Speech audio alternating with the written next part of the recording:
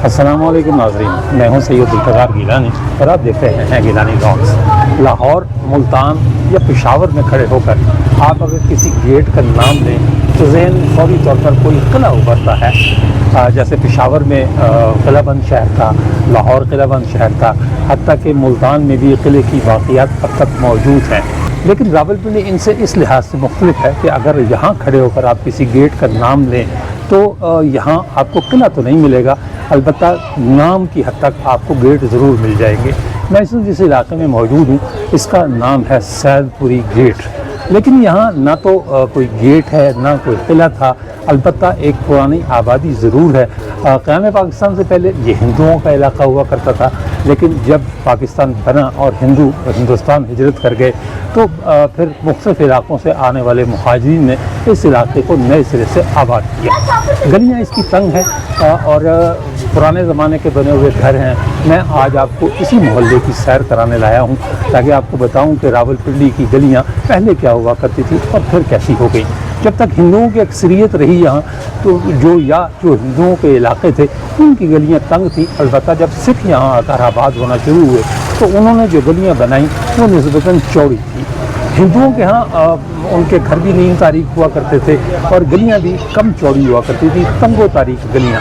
कहा यह जाता है कि हिंदू एक तो अलग थलग रहना पसंद करते थे और दूसरी जो तंग गलियों का जवाब पेश किया जाता है, कहा यह जाता है जी कि ये चोर लुटेरों और डाकुओं की से बचाव की खातिर थी।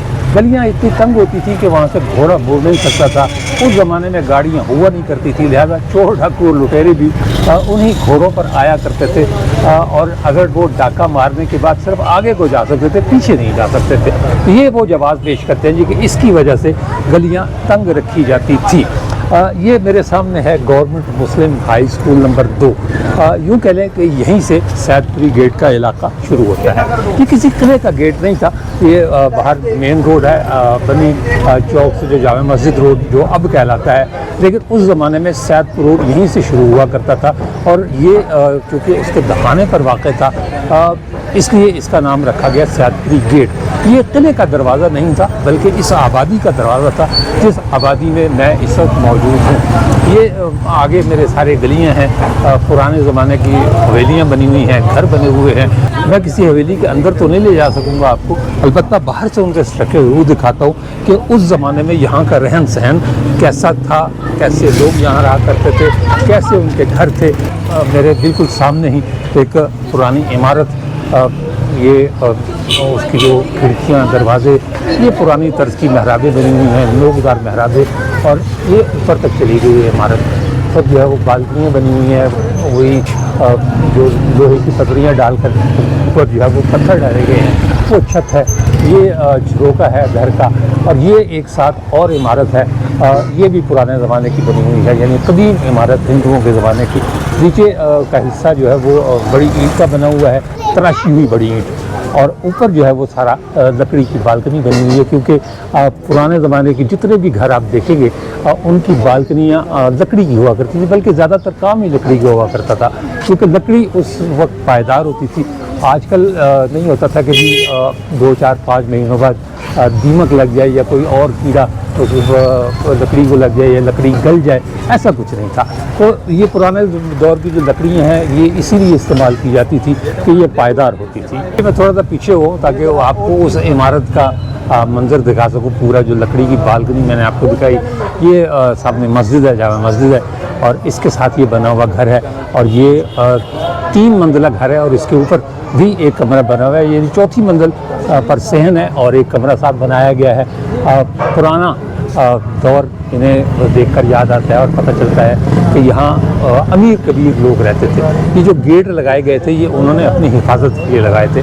करतारपुरे की भी बहुत सी गलियों को गेट लगे हुए थे, और इसी तरह ये जो सैदपुरी गेट है ये भी इसी मकसद के लिए लगाया गया था, क्योंकि यहाँ दौलतमंद और मुतफव्वल हिंदू रहते थे और वो अपनी हिफाजत गेटेड कम्युनिटी उन्हें कहा जाता था, क्योंकि वो अपनी हिफाजत के लिए गेट लगाया करते थे जो सारे शाम बंद कर दिए जाते थे, रात भर बंद रहते थे और सुबह सवेरे दोबारा उन्हें खोला जाता था अगर रात को ज़रूरत पड़ती थी। छोटा सा शहर था उस ज़माने में, सारे लोग एक दूसरे को जानते थे, बेशतर लोग एक दूसरे से वाकिफ हुआ करते थे, लिहाजा अनजान आदमी दूर से न सिर्फ पहचान लिया जाता था बल्कि कोई ना कोई ये तस्दीक कर देता था कि ये आदमी यहाँ नया है, लिहाजा उसे अंदर दाखिले की इजाज़त वैसे ही नहीं मिलती थी। इसके अलावा भी चूँकि वो दौलतमंद थे, उस ज़माने में बैंक भी नहीं होते थे कि एक और मज़े की बात यह है कि चूँकि बैंकों का रिवाज नहीं था, ज़्यादातर दौलत पैसा घर रखा जाता था, इसलिए वो अपनी हिफाजत ज़्यादा अच्छे से किया करते थे ताकि उनकी दौलत महफूज रहे। सैदपुरी गेट के हवाले से सज्जाद हैदर साहब मेरे साथ हैं, इसी इलाके के रहने वाले हैं और इन गलियों को बखूबी जानते हैं। सज्जाद साहब, आगे जाकर ये दो गलियाँ हो जाती हैं, पीछे तो गली खासी खुली है और आगे फिर तंग गलियों का आगाज़ हो जाता है, तो ये कहाँ तक जाती हैं गलियाँ? जी देखें, ये जो आप जहाँ पे खड़े हैं ना, इसको कहलाता था ये इलाका सैदपुरी गेट। ये स्टार्टर पॉइंट था जो सैदपुर रोड है, जो रावलपिंडी से पिंडोरे से होती हुई, बन्नी से होती हुई पिंडोरा, इसके बाद इस्लामाबाद और सैदपुर गांव पे जाकर ख़त्म होती थी, ये उसका स्टार्टर पॉइंट है। तो यहाँ पर एक गेट होता था जो कि आप कह लें कि 18वीं सदी और 19वीं सदी के दरमियान एक राब्ता था, या उसको कह लें कि उसको डिवाइड करता था। इससे पीछे आप मेरे पिछली साइड पे अगर आप देखेंगे तो तंग गलियाँ, छोटी छोटी गलियाँ, अंदर मुख्तलिफ महल्ले आबाद हैं, क्योंकि यहाँ से आप सरदार सुजान सिंह की हवेली पे भी निकल सकते हैं, बाबड़ा बाज़ार भी निकल सकते हैं, लाल हवेली भी निकल सकते हैं, किले के ऊपर भी जा सकते हैं, मुख्तलिफ डायरेक्शन में जाती हैं। शाहचंद चराग भी यहाँ से रास्ता जाता है। अगर आप जो हमारी फ्रंट वाली साइड है, ये आप देखेंगे कदरे कुली है, इसको हम इसलिए कहते हैं कि ये 19वीं सदी का रावलपिंडी था, ये पीछे 18वीं सदी का था, ये 19वीं सदी का, क्योंकि यहाँ पे थोड़ा सा गर्म के माई बिरू की बन्नी थी, इसके अलावा जो करतारपुरा या दीगर इलाके थे, हरीपुरा, ये वो इलाके थे जो कि 19वीं सदी के आगाज़ या 18वीं सदी के आखिर में ये इलाके आबाद हुए थे। इसी अगर आप थोड़ा सा लेफ़्ट पे जाएं तो जामिया मस्जिद भी है जो कि 1896 में उसकी तामीर शुरू हुई थी। तो ये कदरे जदीद इलाका है और जो पीछे वाला इलाका है ये कदरे कदीम है। ये जो इलाका है इसके अंदर बिल्कुल तंग और तारीक गलियाँ, जो कि एक लाहौर कह लें या दीगर इस्लामाबाद से हट के जो दीगर जो छोटे छोटे इलाके थे, छोटी छोटी गलियाँ थी जहाँ पे सिर्फ घोड़ा गुजरने की एक जगह होती थी, ये वो इलाके हैं। और इसी तरह के इलाके पाकिस्तान या हिंदुस्तान के दूसरे शहरों में भी आपको मिलेंगे। अच्छा सज्जाद, हम ये कह सकते हैं कि ये जगह जहाँ हम खड़े हैं ये दो सदियों का मिलाप है, 18वीं और 19वीं सदी। जी बिल्कुल, पीछे जो आपको घर नज़र आएंगे उसमें ज़्यादातर कश्मीरी टच, जिसमें लकड़ी की बालकोनियाँ और मुख्तलिफ इस तरह का बड़ी बड़ी हवेलियाँ नज़र आएंगी, लेकिन गलियाँ जो हैं वो गुजरगाह हैं वो बहुत पतली पतली हैं।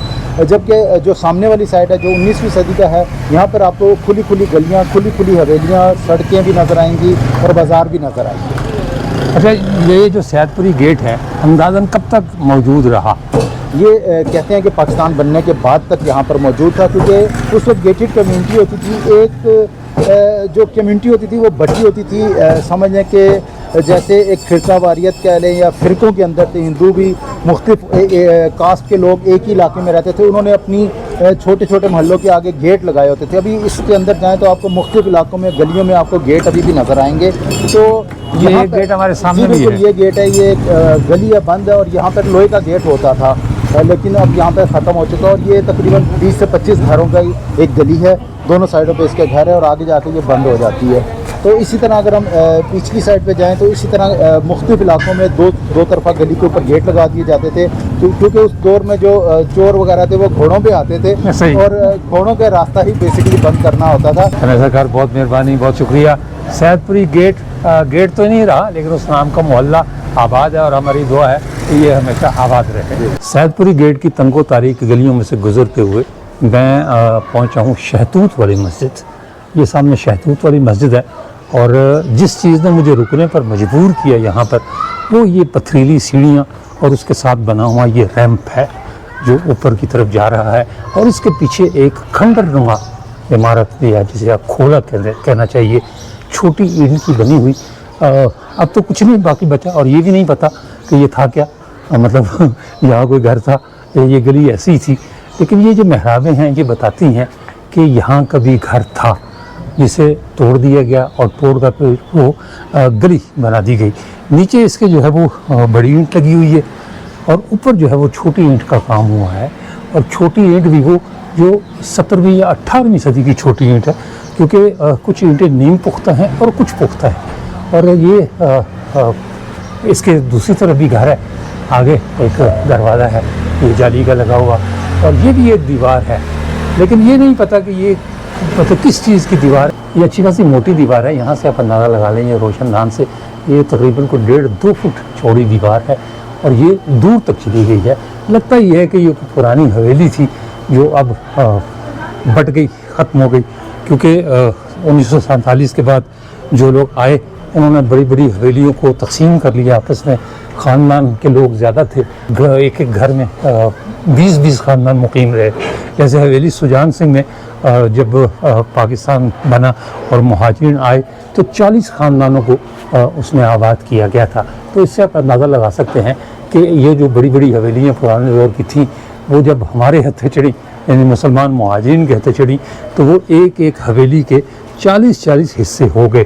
اور یہ بھی مجھے ایسا ہی لگتا ہے کہ یہ ایک بڑی حویلی تھی جو منہدم کر دی گئی، یا پھر اس کے حصے بکھرے ہو گئے، اور اب اس کی یہ حالت بچی ہے۔ تاریخ ویسے تو طرح طرح کے واقعات سے مزین ہے، لیکن راولپنڈی کی تاریخ عجیب تاریخ ہے، کیونکہ میں اس تاریخ کو راولپنڈی کا المیہ کہتا ہوں، اور اس کی ایک ٹھوس وجہ میرے پاس موجود ہے کہ راولپنڈی پر کام کرنے والے محققین آج تک یہ پتہ نہیں چلا سکے کہ راولپنڈی آباد کس نے کیا، اسے ترقی کس نے دی۔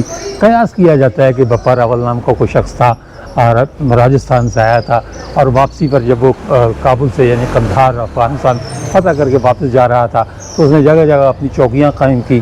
کچھ کہتے ہیں 100 میل کے فاصلے پر ایک چوک قائم کی، اور کچھ کہتے ہیں کہ 100 کوس کے فاصلے پر۔ ان میں سے ایک چوکی اس نے قائم کی جہاں آج کل راول ڈیم موجود ہے، اور اسی مناسبت سے اسے راول پنڈ یا راول دا پنڈ کہا گیا، جو بگڑتے بگڑتے راول پنڈی بن گیا۔